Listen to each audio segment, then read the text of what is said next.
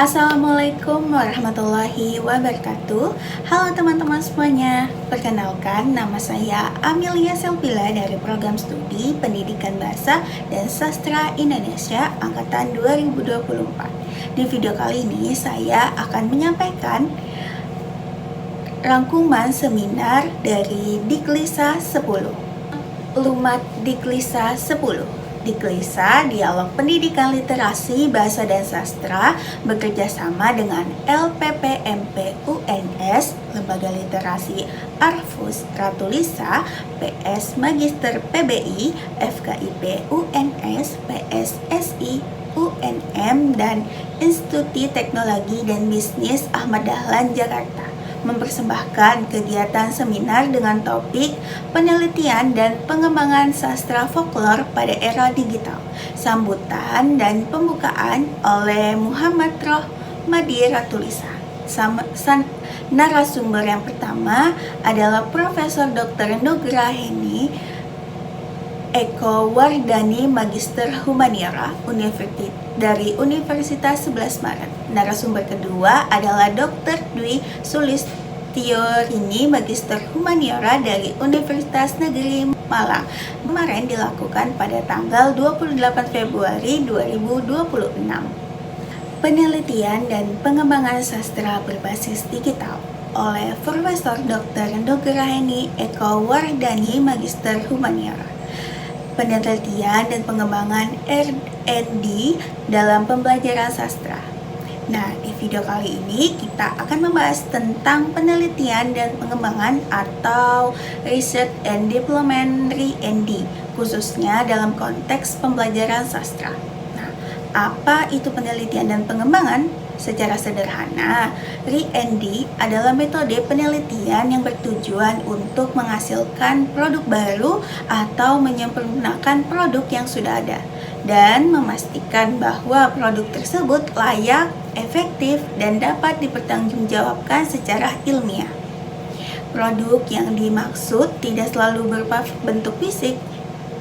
Nah, dalam pendidikan, produk bisa berupa buku teks, buku ajar, atau buku pedoman, model pembelajaran, media pembelajaran, sistem evaluasi, bahkan produk digital seperti e-book, komik digital, animasi, video pembelajaran, virtual reality, augmented reality, dan media multimodal lainnya.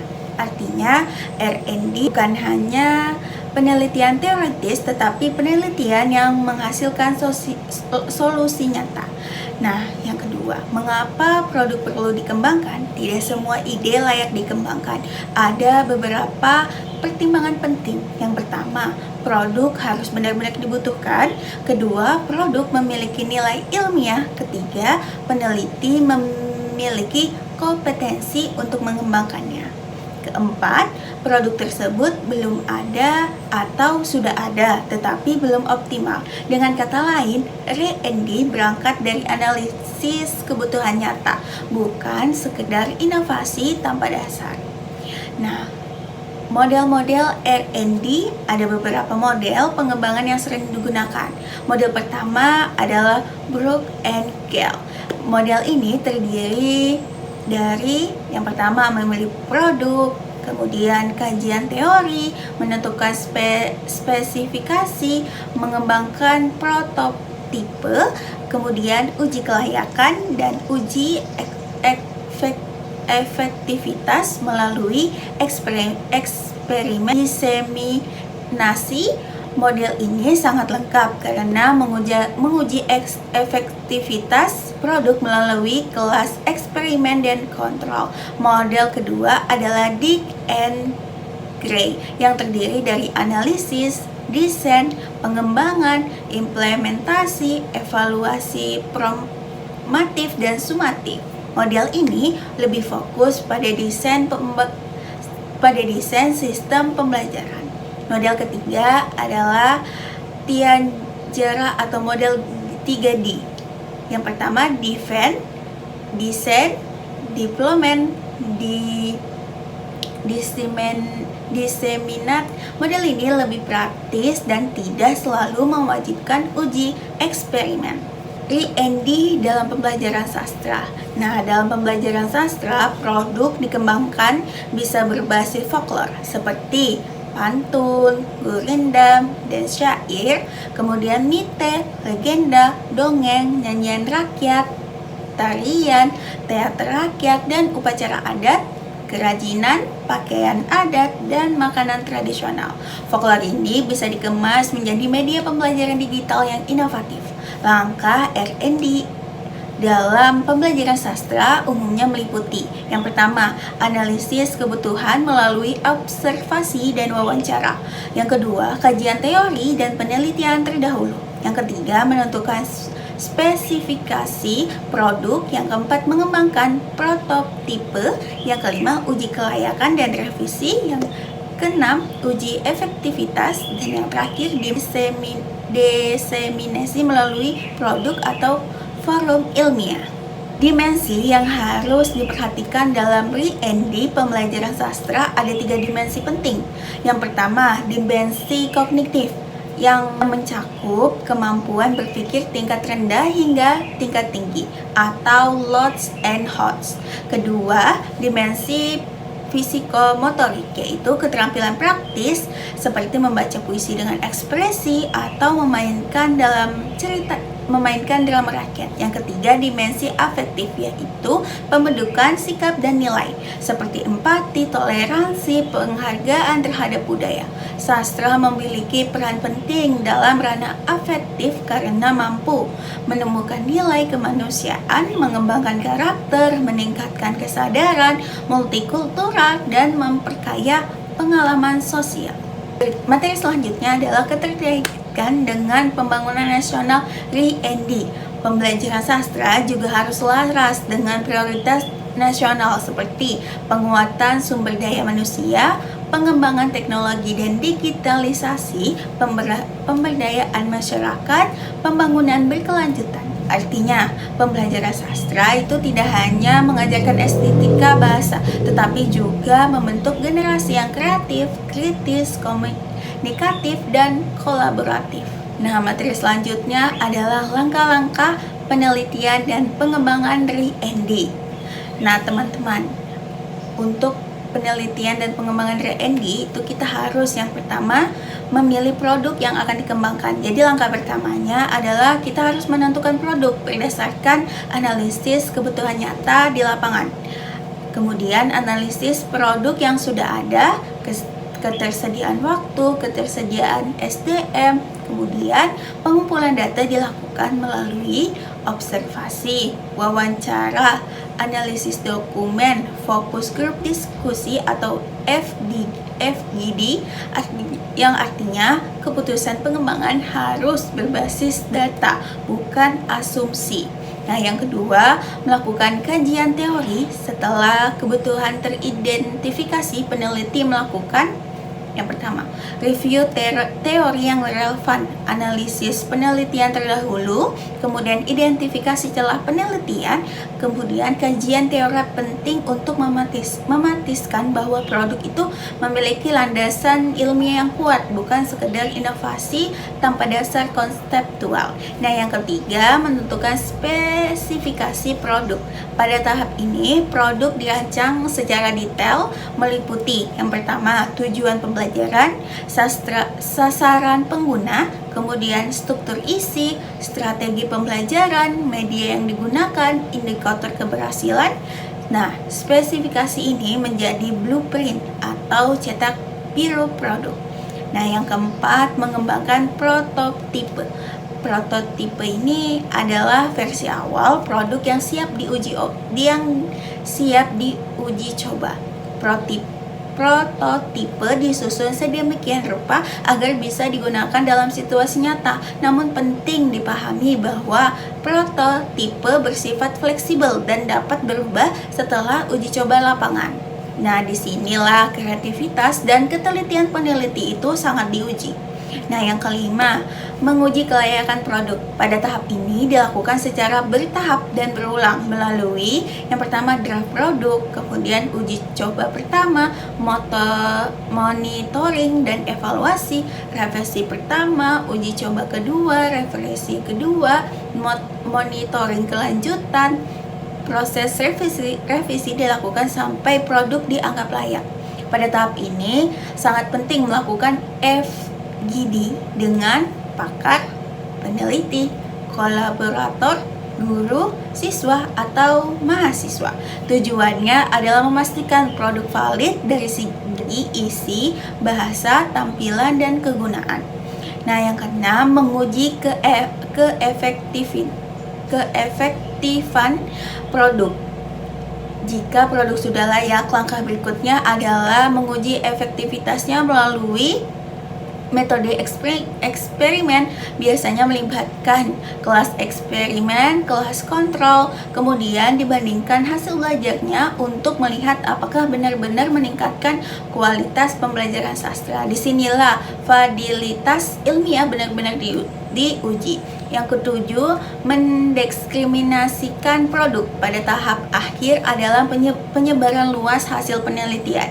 Diseminisasi dapat dilakukan melalui presentasi di forum ilmiah internasional, publikasi artikel di jurnal yang berreputasi termasuk Scopus Q1, Q2, atau Q3. Kemudian artikel proceeding internasional, buku ajar atau buku teks, media pembelajaran digital, aplikasi pendidik. Artinya produk itu tidak berhenti di laporan penelitian saja, tetapi memberi dampak luas bagi dunia pendidikan. Jadi penelitian dan pengembangan itu bukan sekedar membuat produk, tetapi proses ilmiah yang sistematis untuk menghasilkan inovasi yang relevan, efektif, teruji, dan bermanfaat bagi masyarakat. Dalam konteks pembelajaran sastra, Re-ND menjadi jembatan antara budaya, teknologi, dan pendidikan karakter. Karena pada akhirnya sastra bukan hanya untuk dibaca, tetapi untuk membentuk manusia yang berkarakter. Nah, materi selanjutnya adalah integrasi folklore dalam pembelajaran digital sebagai inovasi pendidikan dan penelitian. Materi ini disampaikan oleh Dr. Dwi Sulistyorini, Sarjana Sastra, Magister Humaniora. Nah, integrasi folklore dalam pembelajaran digital sebagai inovasi pendidikan dan penelitian. Pada video ini, saya akan membahas tentang integrasi folklore dalam pembelajaran digital sebagai inovasi pendidikan dan penelitian. Karena kita sedang hidup di era digital, sementara di sisi lain kita memiliki kekayaan budaya lokal yang luar biasa. Nah, pertanyaannya, bagaimana cara kita menjembatani tradisional dengan teknologi yang modern? Materi yang pertama adalah apa itu folklore? Folklore adalah pesan atau kesaksian budaya yang diwariskan secara turun-menurun dari satu generasi ke generasi berikutnya. Penyampaiannya dilakukan melalui cerita rakyat, pantun, lagu daerah, nasihat, nyanyian, tradisi lisan lainnya. Folklore bukan sekedar cerita lama, tetapi mengandung nilai moral, identitas budaya, dan kearifan lokal. Macam-macam folklore. Folklore terbagi menjadi 3 jenis utama. Yang pertama, folklore lisan, seperti dongeng, legenda, pantun, dan lagu daerah atau lagu rakyat. Yang kedua, folklore setengah lisan, yaitu tradisi yang menggabungkan unsur lisan dan tindakan seperti ucapan adat dan permainan rakyat. Yang ketiga, folklore bukan lisan, yaitu yang berbentuk benda atau simbol budaya seperti pakaian adat, arsitektur tradisional, dan artefak. Semua bentuk ini merupakan warisan budaya yang harus dijaga. Materi selanjutnya adalah pentingnya pendokumentasian. Karena folklore banyak diwariskan secara lisan, ada risiko hilang jika tidak didokumentasikan. Cara mendokumentasikannya antara lain Yang pertama, merekam cerita rakyat yang masih berkembang, kemudian melakukan wawancara dengan informan, kemudian mendokumentasikan lirik dan melodi lagu rakyat, kemudian membuat transkrip teks dari sastra lisan. Pendokumentasian adalah langkah awal pelestarian budaya.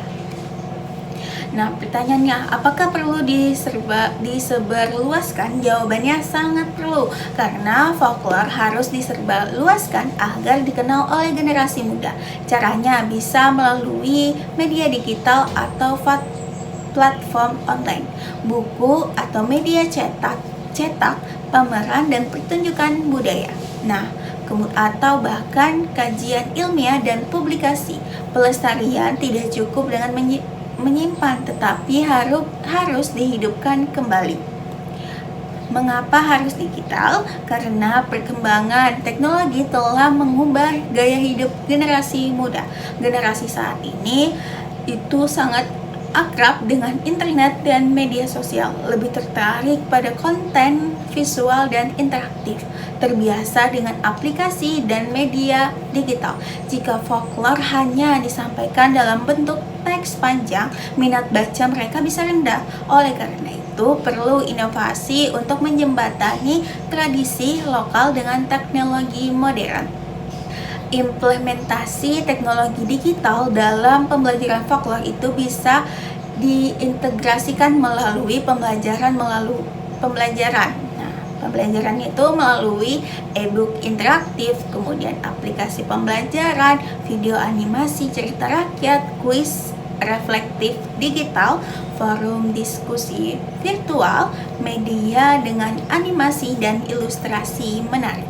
Dengan cara ini, siswa tidak hanya membaca cerita rakyat, tetapi juga berinteraksi dengannya. Pembelajaran menjadi lebih menarik, partisipatif, dan relevan. Nah, materi selanjutnya, penelitian folklore di era digital. Di era digital, penelitian folklore tidak hanya berfokus pada teks, tetapi pada alih media. Contohnya, cerita rakyat diubah menjadi animasi atau anime. Kemudian, dongeng tradisional jadikan buku digital interaktif. Legenda